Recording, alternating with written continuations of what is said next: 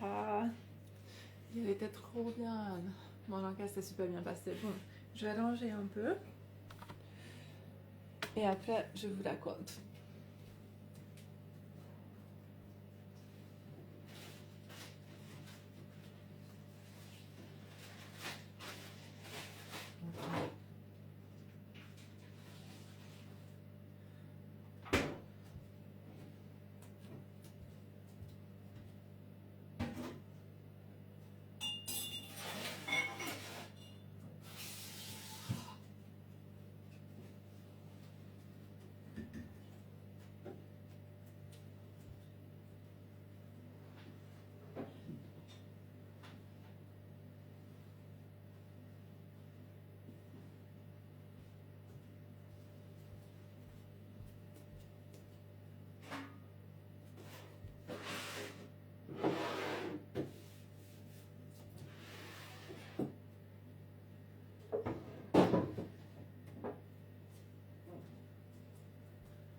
Ah, la journée parfaite.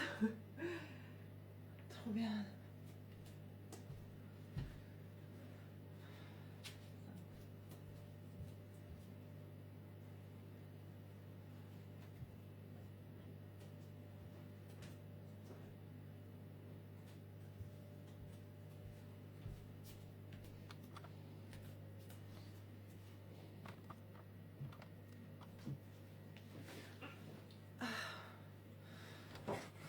Je vais m'asseoir comme ça, confortablement. Oh. Alors, on n'a pas pris de photo avec mon rencard. On aurait dû. Il vient de m'envoyer un texto en disant on aurait quand même dû prendre une photo pendant notre pique-nique.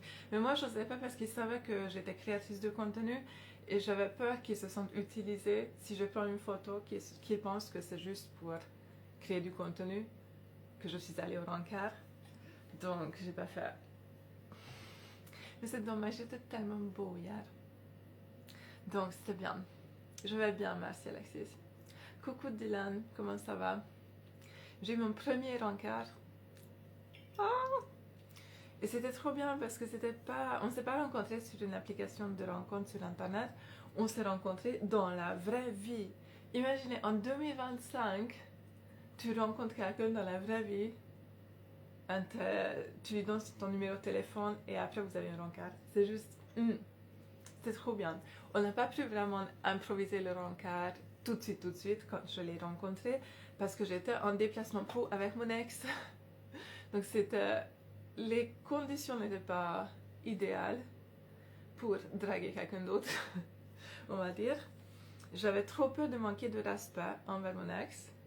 Et finalement, c'est lui qui m'a dit, mais non, vas-y, il te plaît, vas-y, parle-lui. C'est pour ça que je suis tombée amoureuse de toi, parce que t'es comme ça, vas-y. Et du coup, je me suis levée. C'était trop bien. C'était un Hollandais motard. Il était habillé dans son uniforme de protection de motard. Et il avait même le petit tuyau qui dépasse pour boire. Et il était tellement beau, mon Dieu. La petite barbe un peu grise, les cheveux pareil, un peu gris, blanc. Il avait des lunettes. Son visage était juste trop beau. Et j'ai beaucoup aimé parce qu'il était grand et très musclé. Là, ces 2 semaines, je suis à la maison et je crée pas de contenu. Je vais juste faire des lives et éditer et poster parce que je dois être maman le reste du temps. Attendez, je vous raconte le reste. Donc, il m'envoie des messages parce que je lui ai donné mon numéro de téléphone. Et quand je lui donne mon numéro de téléphone, le petit bout de papier, il m'a fait un câlin, il m'a prise dans les bras. Il m'a dit, c'est pas ton petit copain là? J'ai fait, non, non, c'est mon ex, t'inquiète. Il a dit, ah, donc c'est compliqué. Je dis, non, pas vraiment, il est ok. J'ai checké avec lui, il était ok. Et donc le jour même, en fait, il hésitait parce qu'il commence à aller vers le nord, vers un camping, pour retourner aux Pays-Bas. Et il a dit qu'en fait, il a attendu une heure avant d'y aller pour être sûr que je voulais pas boire un café avec lui ou quelque chose. Mais moi, j'avais création de contenu cet après-midi, donc je voulais pas changer tous mes plans et annuler avec mon ex pour pouvoir faire un encart avec lui. Donc je l'ai pas fait. Et finalement, il est allé dans son camping à 4 heures plus loin vers le nord. Et moi, le soir, je suis rentrée chez moi, mon ex m'a déposé, j'ai rangé mes affaires, je discutais avec le mec sur WhatsApp. Et il fait, en fait, moi j'ai envie de te voir. Et si je revenais, vraiment, tu vas revenir, genre tu vas revenir vers le sud. Et il a dit oui, pourquoi pas. Il a dit je suis en vacances, je vais ajouter quelques jours à mes vacances, je m'en fous. Je suis freelance mécanicien, donc on s'en fout. Et j'étais là, wow, trop bien. Je lui dis mais j'espère que t'as zéro attente parce que, attends là, on était samedi soir. Donc je lui dis moi, dimanche soir, je dois récupérer ma fille et je suis en mode maman. Donc zéro possibilité de faire quoi que ce soit, on peut juste discuter. Et elle dit oui, je sais, zéro problème. Je viens quand même. Ah, donc il est venu juste pour parler avec moi. C'était trop bien. Donc, je me suis organisée parce qu'en fait, j'ai pas de voiture en ce moment. C'est mon ex qui a la voiture. Donc, je pensais y aller d'abord en train dans cette ville où on était supposé de se voir. Et finalement, mon ex m'a proposé de prendre la voiture. Donc, j'ai pris le tram pour aller chez mon ex. J'ai emprunté la voiture. Je suis allée dans cette ville où, du coup, j'ai rencontré l'inconnu pour un rencard. J'avais des sandwichs et du dessert et on a fait un pique-nique et on a discuté pendant super longtemps. C'était très facile, très simple. Et c'était génial. Et après, en fait, en discutant, j'ai réalisé que j'ai envie d'être célibataire. J'ai pas envie de relation en ce moment parce que j'ai un projet de vidéo de premier encart que j'aimerais faire dans les prochains mois. Donc, il faut que je reste célibataire pour ça. De toute façon, il est beaucoup trop loin parce qu'il est aux Pays-Bas. 3. On a beaucoup discuté de nos anciennes relations et on s'en est rendu compte qu'on se serait détruit. Parce que avec le job que j'ai, lui il a des insécurités et il aurait eu du mal à supporter le job que j'ai. Et il n'avait pas forcément envie de participer et de travailler avec moi. Et aussi, avec moi et mes traumatismes et mes insécurités, j'aurais probablement détruit sa confiance en lui. Et ça aurait fini exactement pareil qu'avec Nico, mon ex. Donc, ça nous a bien rassurés et comme ça, on n'était pas trop triste de se séparer et j'étais pas trop triste de le laisser retourner aux Pays-Bas. Mais ça m'a donné de l'espoir et lui aussi parce qu'on s'était dit ok, c'est supposé être aussi facile et aussi bien et aussi agréable et t'es supposé de te sentir comme ça, importante et respectée et acceptée et ok, donc c'est ce qu'on recherche. C'est avec des gens comme ça qu'on a envie d'être entouré. Ça c'est sûr. Par contre, ni lui ni moi on n'a pas envie de s'engager et de se mettre en relation et avec lui ni avec personne d'autre d'ailleurs. Moi j'aurais jamais pu imaginer un coup d'un soir parce que c'est pas mon truc. Et avec lui, j'aurais aimé essayer une relation, je pense, si j'avais été dans le bon état d'esprit et prête pour ça et tout ça. Mais je pense que d'abord, en ce moment, j'aime tellement mon travail. Je kiffe tellement passer tous mes jours du matin au soir juste à consacrer à mon travail que j'ai pas envie de consacrer du temps, de l'énergie et j'ai pas envie de donner d'attention à un autre être humain. J'ai envie d'être égoïste un peu. Donc c'est pas... Je blablate. Je suis contente. J'aurais pu tomber amoureuse, franchement. J'aurais pu. C'est juste que je veux pas. Mais avec lui, j'aurais pu. C'est pas... Le monde est tellement grand et en même temps tellement petit.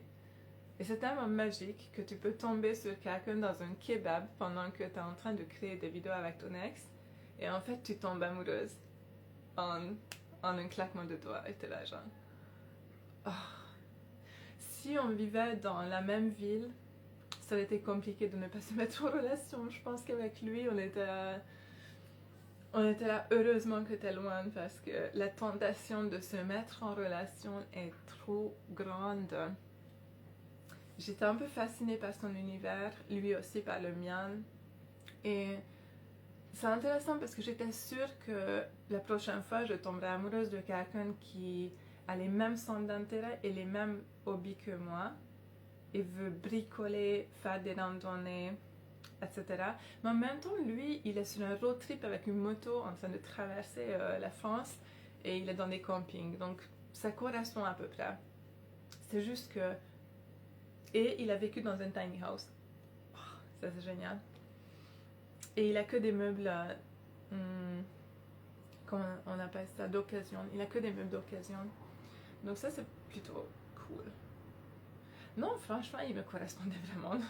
Il me correspondait vraiment. Le timing est vraiment pas bon parce que je suis pas du tout intéressée par une relation là. Et le fait qu'il n'était pas intéressé pour travailler avec moi, pour participer à mon travail, ça c'est problématique quand même. Parce que je pense qu'il aurait été jaloux si je le faisais avec d'autres personnes. Mais ça aurait été vraiment compliqué de le faire avec lui. Oui, non, pas aujourd'hui, j'ai vraiment envie de rester dans ce métier, donc ça me va pas. Mais c'est intéressant parce que je me dis, franchement, le mec, je le rencontrerai dans 10 ans, c'est exactement ce que je recherche. Il est parfait. Il avait quelques insécurités, il n'était pas trop sûr de lui, mais j'ai pas trop compris pourquoi, parce que, oh mon Dieu, il a tout pour lui. Mais je pense qu'on aurait quand même réussi à se détruire complètement en relation amoureuse, parce que je suis vraiment pas faite pour être en relation. Je suis un peu toxique, je peux devenir passive-agressive, je fais vraiment pas confiance, je déteste les hommes, donc pour moi, être avec un homme, je le fais un peu payer pour tout ce que j'ai subi des autres hommes, et c'est pas très sain.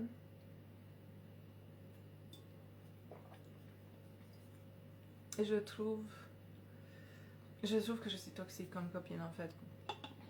Et je suis plutôt contente de l'avoir réalisé. Parce que je pense... Maintenant, je veux pas de relation, mais avant, j'en voulais vraiment. Et je voulais pas faire face au fait que j'étais pas capable d'être dans une relation, j'étais pas prête.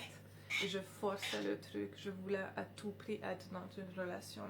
Et je voulais à tout prix avoir un partenaire de vie. Tandis que je suis pas du tout faite pour en avoir. Vraiment, je suis pas faite pour ça. Moi, je suis faite pour avoir des aventures où je tombe amoureuse d'inconnus et on est un rencard et genre... Ça, c'est plus moi. Là, je me sens moi-même, je me sens heureuse, je me sens... Là, je sais que quand je rentre chez moi, je mange ce que je veux et je fais ce que je veux et je peux que travailler tout le temps, mais personne va me reprocher ou personne va me demander de passer du temps avec lui. Et ça, c'est trop cool. J'adore ça. Mais bon.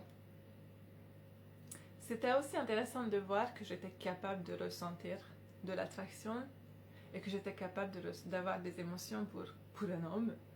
J'étais vraiment presque sûre que j'allais me tourner vers les femmes après ma dernière relation et peut-être essayer une relation lesbienne. Et en fait, je suis toujours capable de ressentir des trucs pour des mecs. Oh mon Dieu, qu'est-ce qu'il était beau. Ça, pour le coup, là, on est sûr que mon type de mec, c'est assez âgé. Genre, il faut avoir des poils un peu blanc-gris. Ça, c'est mon truc. Il faut un peu de barbe, mais pas trop. Ah, les lunettes, c'est un bonus, franchement. Les lunettes, qu'est-ce que j'aime les lunettes, mon Dieu. Et je pense que j'aime bien les mecs qui sont occupés, qui ont des projets, qui ont des aventures dans le sens, aventures dans la nature. Genre, lui, il faisait des trucs de dingue. En fait, j'ai oublié comment ça s'appelait, mais il fait... Le sport qu'il fait, c'est il faut faire des pompes et après il faut courir. C'est un peu comme un entraînement militaire en fait, mais en compétition.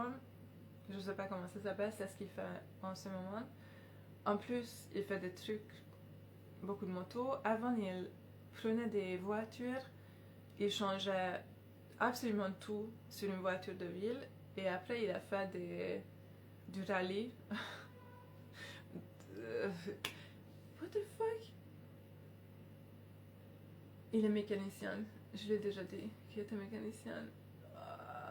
J'étais tellement impressionnée par toutes ses compétences qu'il avait. Genre, c'est vraiment le genre de personne avec qui tu pourrais construire une maison. Et ça, c'est un énorme bonus pour moi. J'étais...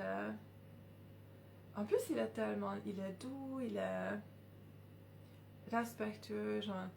Oh, le genre de personne qui est horrifiée par toutes les mauvaises choses qui se passent dans la vie et qui n'arrive même pas à imaginer qu'on puisse faire du mal à quelqu'un d'autre. Et j'adore ça.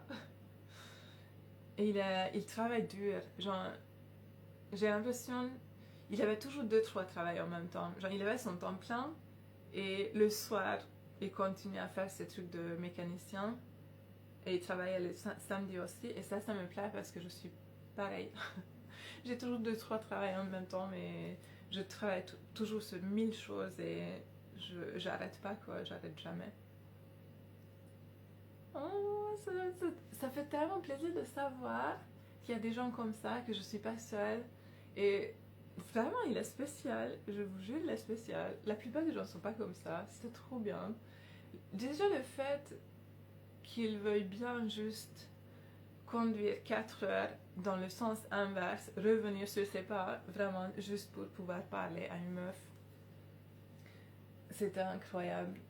Et c'était vraiment juste une pique-nique. Il est arrivé, on s'est installé, on blablatait. Moi, je pensais qu'on allait peut-être passer de l'autre côté, se balader un peu machin. Si jamais, je me suis dit, si jamais on n'a rien à se dire et on s'ennuie, je vais lui proposer qu'on se balade un peu. Mais en fait, on n'a pas eu le temps de se lever, on n'a pas eu le temps. Et j'ai vu qu'il voulait me prendre dans les bras. C'était tellement intéressant parce qu'on était tellement à l'aise l'un avec l'autre. On était prudents et on avait peur de se toucher. On avait peur de s'installer. J'avais peur de m'installer dans ses bras parce que je le connaissais absolument pas. Et moi, je ne veux pas m'installer dans les bras d'un inconnu, d'une parfaite inconnue. Mais l'envie y était. Il y avait une tension, mais palpable entre nous, du début à la fin. On a essayé d'éviter le sujet de l'intimité et de ne surtout pas parler de mon métier ou de l'intimité tout court. Et on a réussi. Mais quelquefois, on avait les joues rouges et on était vraiment... On se retenait, quoi. C'est intéressant, comment tu peux avoir de l'attraction pour quelqu'un que tu connais absolument pas et tu viens de rencontrer, mais en fait, il te fait rêver, il te fait voyager, et t'es là genre, mon Dieu, je pensais pas que je serais capable de ressentir quelque chose, mais si, je suis capable. Voilà, donc maintenant, je me sens apaisée, je me sens amoureuse de moi-même et amoureuse de la vie, et juste, j'ai l'impression que tout peut arriver. Parce que si j'ai pu draguer un mec dans un kebab et qu'il est revenu pour moi 4 heures sur son chemin juste pour discuter et qu'en fait on se correspondait parfaitement, comment j'ai pu voir ça? Comment j'ai repéré le mec et je suis allée le draguer? Et en fait j'avais raison, on se ressemble vraiment énormément et c'est mon type de gars et il me correspond et tout ça. Et au début, on hésitait un peu de se voir parce que c'est quoi l'intérêt? Genre, on savait très bien qu'on vivait dans 2 pays différents. Je lui ai annoncé mon métier direct. Je savais qu'il trouvait ça cool, mais que je savais direct que c'était vraiment pas son truc, mon métier. Il consomme pas du tout. Il en consomme pas. Il s'y connaît pas et il a jamais rien essayé et il en ferait probablement pas. Et malgré ça, je trouve qu'on se ressemblait beaucoup.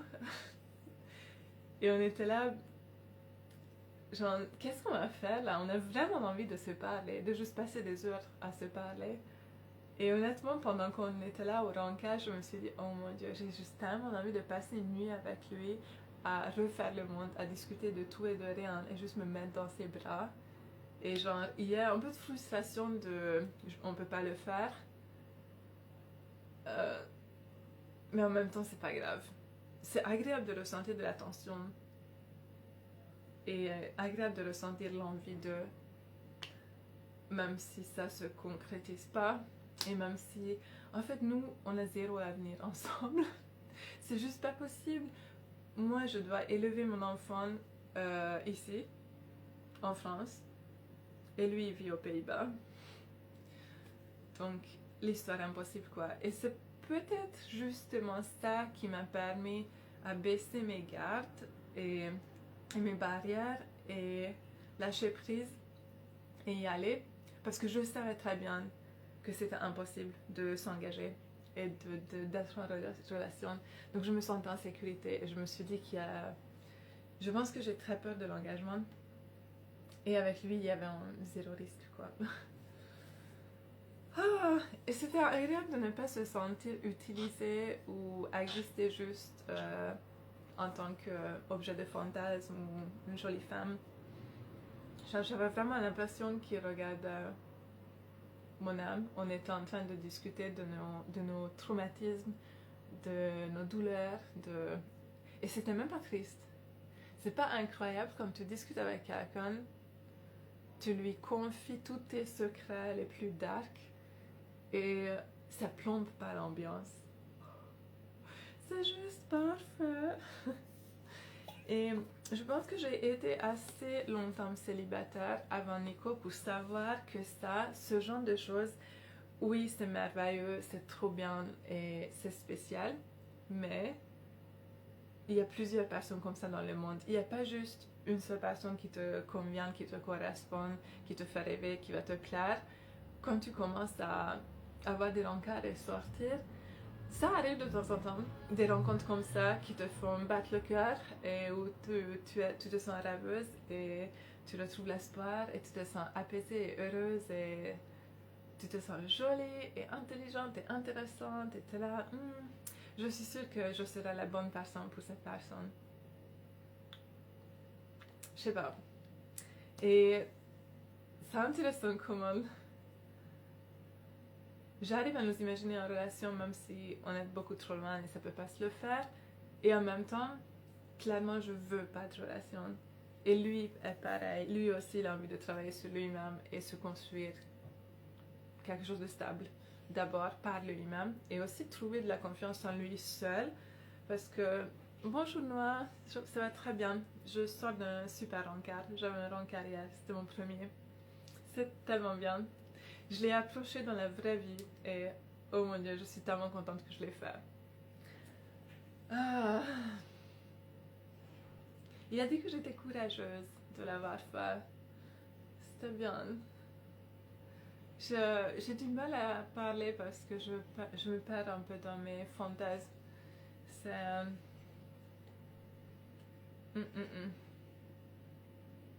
Merci Noah, c'est gentil. C'est gentil. Ah, j'ai failli tomber amoureuse hier. Vraiment, je pense qu'il y a... Vous savez, il y a toujours ce point de non-retour où c'est trop tard. Et ça y est, tu sais que tu vas souffrir parce que tu es amoureuse. Et je pense que j'ai fait exprès de ne pas aller jusqu'au point de non-retour. Mais ça aurait pu déraper très facilement, émotionnellement parlant. Tu as de l'expérience, moi zéro. Oui, j'ai de l'expérience. Oui, avant Nico, j'étais célibataire pendant un moment et j'ai pas mal d'expérience dans le dating.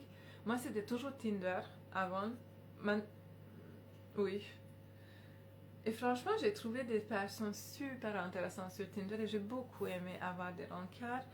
Et c'est pas tous les jours que tu tombes sur quelqu'un de très spécial et merveilleux et qui te fait ressentir quelque chose, mais c'est souvent quand même. Genre, chaque fois tu penses que c'est ton unique chance pour être avec quelqu'un et trouver quelqu'un parce que cette personne est tellement géniale.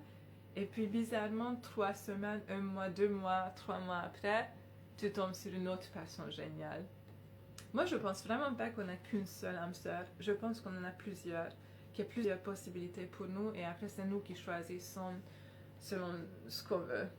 Et parfois c'est pas le bon timing, parfois c'est pas grave. Bonjour, merci.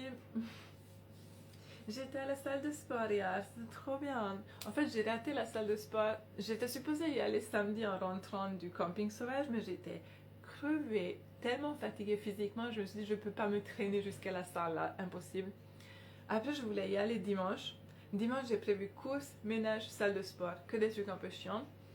Et finalement, ben, j'avais un rencard. J'ai eu mon rencard de pique-nique avec les motards hollandais. Merci, quelqu'un m'a dit que j'avais un très beau accent. Merci pour mon accent. Merci. Je suis heureuse en ce moment. Le bonheur, ça rend belle. Je suis contente. J'imagine que ça, c'est la bonne partie du célibat. C'est la liberté et le fait que tu peux tomber sur des personnes incroyables parce que tu es disponible. Quand tu es en relation, tu n'es pas disponible pour tout ça et tu te prives de toutes les belles rencontres. Et là, je suis contente. Peut-être que je ne suis pas très douée pour maintenir une relation, je ne suis pas très douée pour m'épanouir ou pour rendre quelqu'un heureux, mais je suis plutôt douée pour créer des moments magiques et des rencontres magiques. Il était super gentil, mon rencard. Il était tellement respectueux. C'était un motard hollandais qui commençait à rentrer, donc il allait vers le nord. Et finalement, il est revenu juste pour me parler, tandis que moi, j'avais que l'après-midi disponible parce qu'après, je récupérais ma fille. Donc, il y avait zéro occasion pour conclure. C'était juste pas possible. Je lui ai dit, mais putain, je lui ai dit, ça tombe mal parce que je suis pas du tout disponible en fait. Et il est revenu quand même. Et on a passé ensemble de 2h jusqu'à 6h. On a passé 4 heures ensemble. Et le temps m'est passé tellement vite. Ah. Bonjour à toi. Est-ce que tu as déjà envisagé le polyamour, Ellie? Bonjour Ellie. Oui, j'ai déjà envisagé ça plusieurs fois parce que j'aime beaucoup le concept. Je suis fascinée par les gens qui font du polyamour et moi j'y arrive pas. Je pense que je prends énormément de temps pour digérer mes émotions. Je fais du overthinking, je réfléchis trop, j'analyse beaucoup et du coup une seule personne me prend déjà beaucoup de temps et beaucoup de mon énergie. J'arrive pas à imaginer logistiquement comment tu gères le polyamour. Peut-être qu'un jour j'essaierai. Je sais pas si moi je me sentirais aimée dans une situation de polyamour. J'ai toujours fait des trucs exclusifs et je me sentais assez bien. C'est pas vrai. J'ai jamais été vraiment heureuse dans des relations exclusives, donc peut-être que je devrais essayer le polyamour en vrai. En vrai. Parce qu'en plus, souvent quand je suis amoureuse, j'ai des petits coups de cœur pour d'autres personnes. C'est juste que je suis quelqu'un de très fidèle et j'agis jamais dessus. J'aime pas créer des problèmes, j'aime pas blesser les gens. Et j'ai peur que dans le polyamour, je blesserais mes partenaires. J'ai peur. J'ai peur de me compliquer la vie aussi, je pense. Tu as des bonnes relations avec ton ex, pourquoi vous vous êtes séparés? J'ai jamais fait, est-ce que c'est bien? J'ai jamais fait non plus, je sais pas du tout si c'est bien. Moi j'ai fait que des relations exclusives.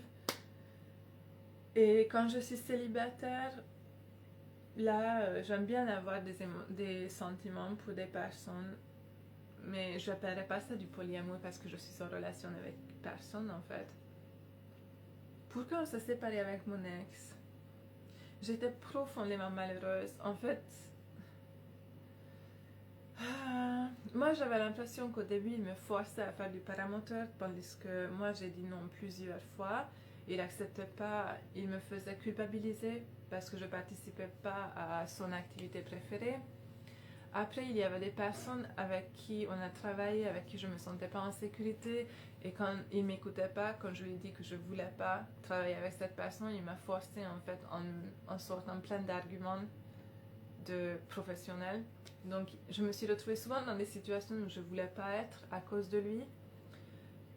J'ai eu des crises d'angoisse, mais monumentales, que j'ai jamais eu de ma vie avec lui, qu'il n'a jamais réussi à gérer. Et souvent c'était déclenché à cause de lui. Et j'ai jamais été aussi déprimée de ma vie que j'ai été avec lui. Ma santé mentale était tellement au bas que vraiment c'est une question de vie ou de mort. Il fallait que je sorte de cette relation parce que sinon j'allais pas survivre. Et Honnêtement, je ne sais pas si pour moi, les relations, ça marche pas tout court, ou c'était juste pas la bonne personne pour moi. Je sais pas.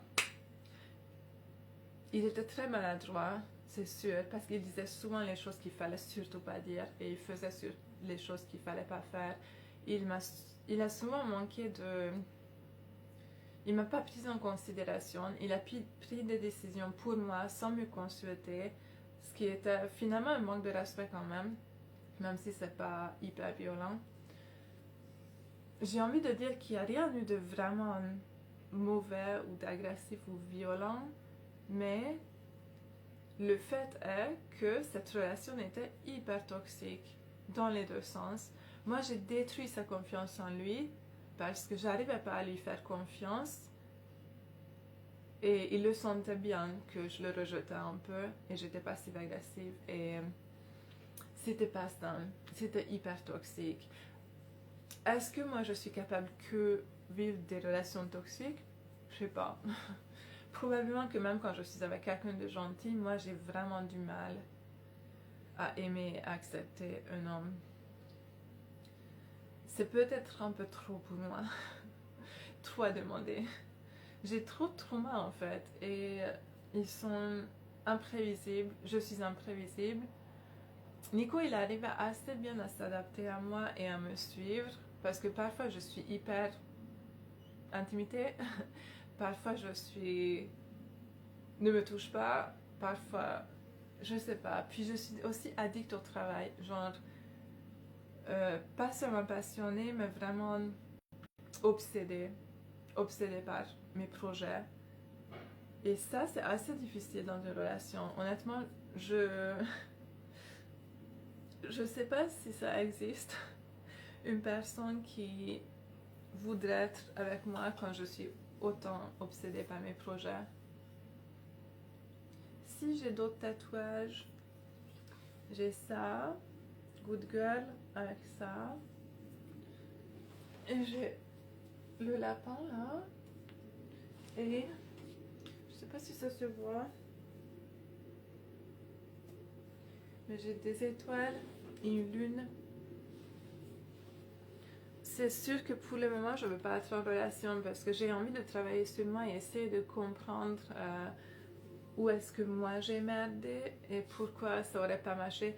Même avec quelqu'un qui aurait eu les mêmes centres d'intérêt, qui aurait su comment me parler, me rassurer, je suis pas sûre que ça aurait marché en vrai. Je suis pas sûre que moi j'ai envie de construire avec quelqu'un d'autre et prendre en considération quelqu'un d'autre. Ça sonne horrible, ça sonne tellement égoïste, mais je trouve j'ai du mal à pardonner. Je trouve que quand tu as envie de te marier par exemple ou d'être dans une relation longue, c'est très important de savoir pardonner parce qu'on est tous humains, on fait des erreurs. J'ai jamais su lui pardonner. Chaque fois qu'il a fait une erreur et qu'il m'a fait mal, j'ai pas su le pardonner en fait.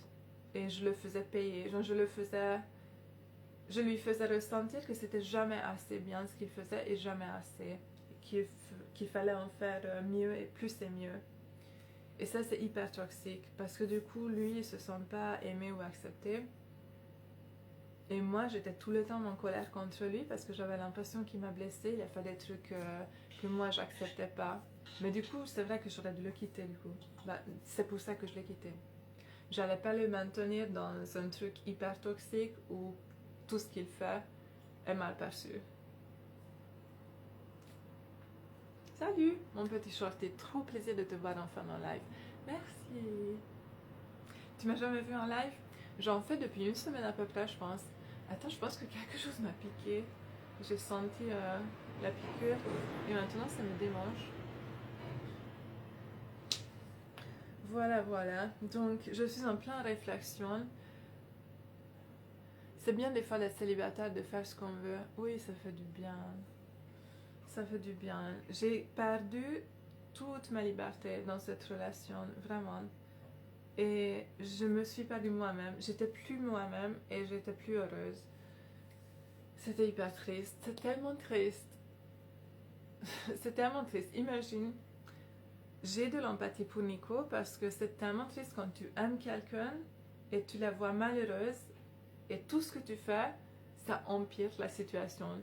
Par contre, dès que tu te retires, elle est heureuse. Elle est heureuse quand tu n'es pas là, quand tu dis rien, quand tu fais rien. Par contre, dès que tu essaies de l'aider, de lui faire du bien, elle se sent, elle va mal. C'était un peu ça, voilà. C'était tout à fait ça. Malgré ses bonnes intentions, il n'a jamais réussi à me rendre heureuse. Et ça, c'est tragique. Ça, c'est triste. Mais malheureusement, l'amour ne suffit pas toujours. Et aussi, je pense, je suis pas sûre que j'ai aimé, je l'ai aimé. Je l'ai aimé, mais pas assez. Je l'ai pas aimé assez.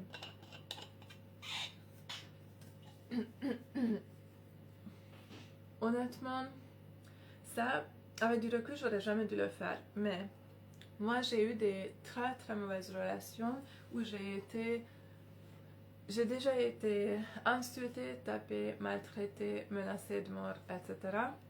Et du coup, quand j'ai rencontré Nico, j'ai trouvé ça hyper rassurant que je savais qu'il allait jamais me taper, jamais m'insulter. Et honnêtement, ça me suffisait. Donc je me suis mise en couple avec lui parce que je me suis dit, c'était quelqu'un de bien, il va jamais me maltraiter. Et malheureusement, ça ne suffit pas. Ça ne suffit pas. J'aurais dû choisir quelqu'un dont j'étais folle amoureuse, à qui que je trouvais extrêmement beau et très attirant, et etc. Et c'est cruel de te mettre en couple avec quelqu'un. J'étais dans ce couple pour des mauvaises raisons en fait. Et c'est très difficile à assumer, très difficile à dire. J'ai honte de le dire, mais c'est vrai. J'étais pas dans ce couple pour les bonnes raisons. Voilà. Et je pensais que je méritais pas plus ou mieux. Je pensais que c'était déjà très bien pour moi et que c'était probablement la meilleure chose que je pouvais avoir dans ma vie et que je ne devrais pas vouloir plus.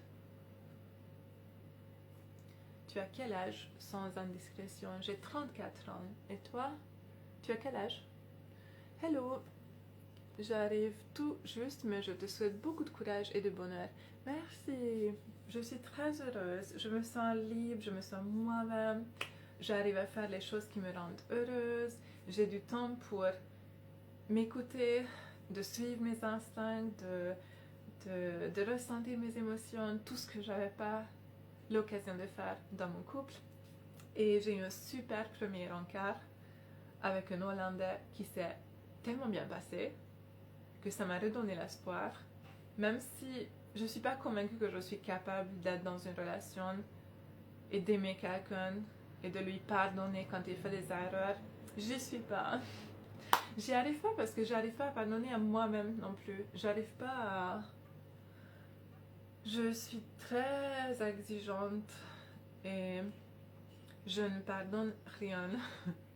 Et ça, c'est problématique. Je suis aussi un peu paranoïaque et j'ai des problèmes de confiance. J'ai du mal à faire confiance. Je suis pas quelqu'un de jalouse. Ça, c'est cool. J'ai des qualités. En tant que copine, je me considère assez divertissante. On s'ennuie jamais avec moi. Par contre, c'est très difficile de suivre mes changements d'humeur et de s'adapter parce que c'est toujours des extrêmes. J'ai aussi des périodes bipolaires, c'est-à-dire quelques jours hyper déprimés, puis après hyper active. Et on peut pas m'arrêter. Genre, on peut pas m'interrompre ou m'arrêter parce que j'explose. Compliqué. Non, non, non, c'est quitté. On s'est quitté, je suis beaucoup plus heureuse maintenant. C'est tragique quelque part parce que imagine tu aimes quelqu'un comme il m'aimait, mais tu la rends malheureuse, genre profondément malheureuse, et en plus tu la détruis sans vouloir. Ça a détruit ma santé mentale, cette relation, complètement. Je faisais tout le temps des crises de panique, j'étais en hôpital, j'étais traitée par une équipe de crise. C'était horrible et j'allais de pire en pire. Et chaque fois où il essayait de faire quelque chose, de m'aider, de dire quelque chose, c'était juste pire. Ça empirait les choses. C'est quoi des choses que tu n'oublies jamais avec ton ex? J'y pense pas trop parce que je suis en train de passer à autre chose. probablement le fait qu'on s'est lancé ensemble dans ce métier, ça crée, en anglais on dit leap of faith, ça veut dire un saut de confiance. On a sauté dans le vide, on s'est fait confiance pour se lancer dans ce milieu, et là-dessus il est tellement gentil et respectueux parce que il comprend que pour moi, je risque plus en étant dans ce milieu que lui, parce que lui, du jour au lendemain, il pourrait passer à autre chose, avoir un autre travail, il serait respecté quand même et probablement qu'il va être embauché. Tandis que moi, ça va me suivre toute ma vie, et moi, je peux plus prendre un travail dans le monde du travail traditionnel parce que on va me faire du chantage en fait, on va me faire des trucs que j'ai pas envie de faire en disant non mais t'étais dans ce métier-là, t'as de la chance que je t'ai embauché. Ou si je veux, je peux te virer parce que t'étais dans ce métier, donc tu restes et tu fais ce que je te dis. Enfin, pour moi, c'est beaucoup trop dangereux de retourner dans le monde du travail traditionnel. Je peux plus. De toute façon, je pense pas que je me ferais embaucher. Les clients me reconnaîtraient, les patients me reconnaîtraient, ça serait un bordel pas possible. Et là-dessus, mon ex comprend ça. Et il me dit qu'il va toujours me soutenir pour réussir mes projets et mes rêves et qu'il me souhaite tout le bonheur du monde et il va jamais laisser... Il va jamais... comment dire? Je sais pas ce que je voulais dire. Comment tu vois ta vie professionnelle à l'avenir? Toujours à mon compte, ça c'est sûr. Plus jamais je vais travailler pour un employeur. J'ai assez donné. J'ai commencé à 14 ans où je vendais de la glace et après j'ai eu plein de boulots différents. J'étais secrétaire médicale, donc à 14 jusqu'à 32, je travaillais tout le temps. Souvent j'avais 2-3 jobs en même temps. Je suis fatiguée, j'en ai marre. J'en avais marre, je me sentais exploitée, j'avais l'impression d'être sous-payée et exploitée franchement chaque fois. Et donc maintenant, mon avenir professionnel, je le vois dans le métier, clairement, continuer, juste continuer. J'ai lancé YouTube et je mets énormément d'efforts et énergie dans YouTube et je suis grave passionnée et limite obsédée. Donc je pense YouTubeuse à côté. Et après, sur YouTube, je vais faire des autoconstructions et des bricolages et j'aimerais acheter un terrain pour poser mon tiny house. Et après, je vais construire plein de structures différentes, dômes géodésiques, cabanes en air, caravanes rénovées, vannes emménagées, tout ce que tu peux imaginer. J'ai envie de faire tout ça et les poser sur un terrain et les louer en Airbnb. Donc je pense que le moment où j'ai envie d'arrêter mon métier, je vais faire du YouTube et du Airbnb. Les vidéos, je vais les continuer pendant quelques années, c'est sûr. Honnêtement, aujourd'hui, ma source de revenus, c'est mes vidéos. Je vis avec ça. Donc, déjà financièrement, tant que j'ai rien d'autre, je peux pas arrêter. C'est pas grave parce que pour le moment, j'y trouve du plaisir et j'adore faire ça, donc tant mieux. Mais je prévois, je pense à l'avenir et je me dis, il y aura un moment où j'aurai peut-être plus envie de faire ça. Donc à ce moment-là, ce serait bien que YouTube marche assez ou que j'ai des investissements dans des Airbnb, etc. Et d'ici là, j'aurai construit ma petite tiny house où je peux vivre sans payer de loyer. Donc j'aurai besoin de très peu de sous en vrai. Donc moi, j'aimerais plutôt vivre une vie minimaliste, très simple, dans la nature, à créer un peu des vidéos pour YouTube et vivre avec très peu d'argent. Et après, je vais gagner de l'argent grâce à mes Airbnb. Voilà. Mais est-ce que je vais quand même continuer à vendre mes vidéos? Je sais pas. Je pense que si je disparais d'Internet, au bout d'un moment, il n'y aura personne sur mes sites privés pour acheter mes vidéos, mes anciennes vidéos. Si j'arrête à en faire, je pense que ça sera fini. Pour le moment, j'ai envie d'en faire, c'est juste que je sais pas avec qui. Je sais pas comment, avec qui. J'ai pas décidé encore. Je pense que j'attends la bonne rencontre. J'attends le coup de cœur pour... En fait, je cherche je vais le dire, j'ai pas envie de le dire en français, un lover. Un lover. Je cherche quelqu'un avec qui on a un coup de cœur et on a des émotions l'un pour l'autre. Et je ne me mettrai pas en relation avec lui, je créerai juste du contenu avec lui. C'est un peu ça l'idée. Il y a Patrice qui me dit: j'ai pris beaucoup de plaisir à te suivre. Merci. Merci, merci. Je sais, je suis très très contente de faire du contenu pour vous. J'adore ça. Je partage des choses très personnelles et vulnérables avec vous, mais ça ne me dérange pas, j'aime bien. Même, je me sens vue. Et je trouve que c'est bien parce qu'on se sent moins seul. Si moi je partage ce que je pense, vraiment ce que je traverse, si je partage mon intimité, moi je trouve ça vachement précieux. Je trouve que je ne suis pas du tout obligée et je peux arrêter n'importe quand. Et c'est déjà... Moi j'ai conscience que c'est pas quelque chose que je dois, que je vous dois ou que vous pouvez me demander. C'est un truc que moi je peux décider à faire si moi j'ai envie. Et j'ai décidé, mais je sais que c'est quand même...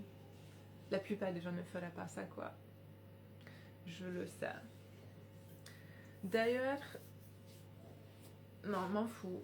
Moi, à ce moment, j'ai juste envie que la seule intimité que j'ai, ça soit les vidéos en ligne. Ça me va parfaitement. Parfaitement. Et du coup, quand je commençais à chercher des partenaires et je ferais des rencarts, c'est sûr que je chercherais des gens qui acceptent ça, qui acceptent de participer à tout ça. Ça va trier pas mal. Ça va trier pas mal parce que ça veut dire qu'il faut qu'ils donnent carte d'identité. En gros, pour être en relation avec moi, il faut que tu me confies ta carte d'identité et que tu participes à mon contenu. Et ça va être une relation un peu sans engagement, dans le sens où on ne va pas habiter ensemble, par exemple, où on ne va pas avoir des projets. Je pense que j'ai envie d'impliquer mon prochain partenaire beaucoup moins dans mes projets. Parce que c'est tellement bien d'avoir des projets que à toi, où c'est toi qui prends les décisions, et tu gardes le contrôle, quoi. Je suis un peu une maniaque du contrôle, parce que c'est ce qui me fait me sentir en sécurité quand c'est moi qui ai le contrôle. Voilà. Bon, je vais mettre fin au live. C'était juste... En vrai, je suis venue juste pour vous raconter mon premier date de hier, qui s'est super bien passé. Pour ceux qui n'étaient pas là, en fait, il n'y aura pas de deuxième rencard parce que le type il repart aux Pays-Bas et on a eu des débuts de sentiments et on aurait pu se mettre en relation, sauf que je cherche pas une relation, il cherche pas une relation. Les relations à distance, c'est non, jamais, non merci. Et aussi, déjà je pense que si on s'aime assez, quelqu'un va bouger, quelqu'un doit bouger. Mais de toute façon, je m'y perds parce que j'ai des sentiments tellement contradictoires, parce que cette personne était juste trop bien et donnait vraiment envie d'essayer de faire quelque chose, mais c'est pas du tout ce que je recherche en ce moment, et lui non plus, et donc on a envie d'être heureuse et de vivre notre vie. Voilà. Merci. Ça m'a redonné de l'espoir et je me sentais apaisée et valorisée et importante après et comprise. Et en plus, ça m'a incité aussi à mener plein de réflexions sur mon ancien couple et j'ai compris qu'en fait, c'était moi le problème. Enfin, parfois c'était lui le problème, mais j'ai compris que c'était pas que lui. J'ai compris que... Ce que j'ai compris, c'est que peu importe avec qui j'aurais été ces dernières années, ça n'aurait pas pu marcher à cause du fait que j'arrive pas à faire confiance et j'arrive pas à pardonner. Et comment tu veux rester avec quelqu'un jusqu'à la fin de ta vie sans pouvoir pardonner? Impossible, ça marche pas. Voilà. Bon, j'y vais. J'aime tellement... Oh, j'ai des trucs prévus. Ce soir, je vais aller dans le parc pour faire un pique-nique. Je suis tellement contente. Et je pense que je vais aller à la salle tous les 2 jours pendant ces vacances. Et que je vais faire des lives tous les jours. Et j'ai aussi un événement à organiser. Dans quelques jours, je vais aller en centre-ville à Lyon. Donc vous pouvez me rencontrer. On va faire un événement canicule où je distribue des flyers et des badges. Ça va être trop bien. T'as pas besoin d'être valorisé, t'es au top. Merci. C'est gentil. Allez, je vous laisse. Bisous. Bye. Terminé.